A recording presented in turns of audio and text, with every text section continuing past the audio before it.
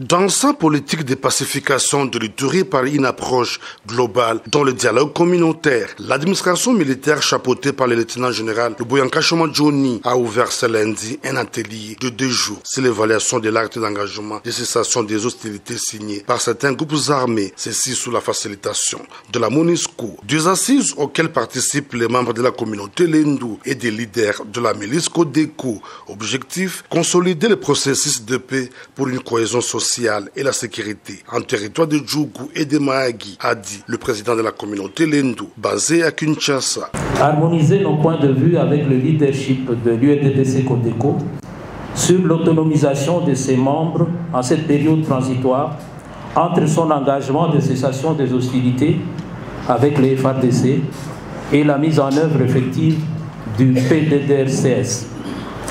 Secundo, le renforcement des capacités de l'UNDPC Codeco pour atteindre le standard du groupe armé organisé avec des notions de discipline militaire.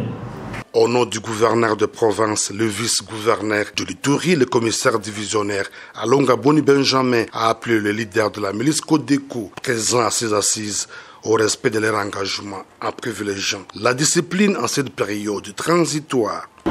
La première des choses des détenteurs d'armes ou des militaires, c'est la discipline.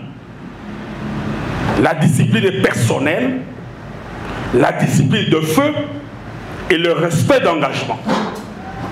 Je vous exhorte donc à être disciplinaire et à faire discipliner les gens sous votre commandement.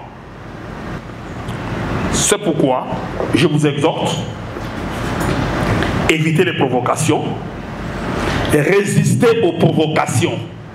Des notions liées au respect des droits de l'homme et du PDDRCS, les enjeux de consultation du Nairobi 1 et 2 sont entre autres 2 points qui seront développés au cours de ces travaux. Notons que cette concertation intercommunautaire intervient après celle qui a réuni la FRPI et le FPIC